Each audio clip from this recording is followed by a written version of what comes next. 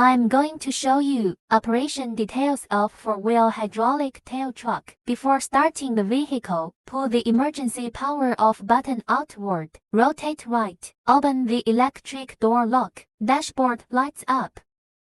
Please put down the handbrake before the vehicle moves. Please apply the handbrake after parking. Turn the red button on the left side of the fan, startable to turn off the fan. Flip the white button above the fan. The fan can swing left and right.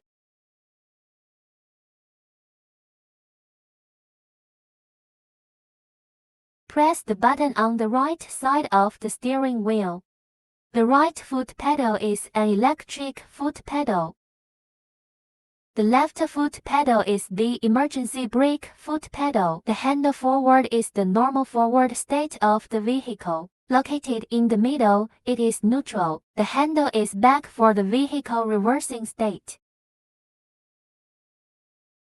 Next to the emergency power off button is the vehicle charging device. Now introduce the valve switch of the hydraulic tailgate truck. The first green button for controlling the rise of the hydraulic tail plate. The second red button controls the descent of the hydraulic tailgate. The third green button controls the door opening of the hydraulic tail plate. The fourth red button controls the closing of the hydraulic tailgate. First press the third green button. Open the hydraulic tailgate.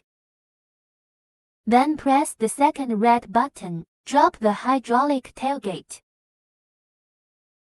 When descending to ground level, you can push the trash can onto the board.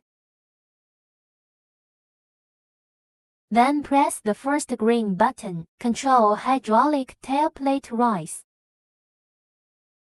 Push the trash can into the back of the carriage. Press the fourth red button. Collapse the hydraulic tailgate. There are large clasps on both sides of the carriage. After opening the big clasp, we can lower the side railing door.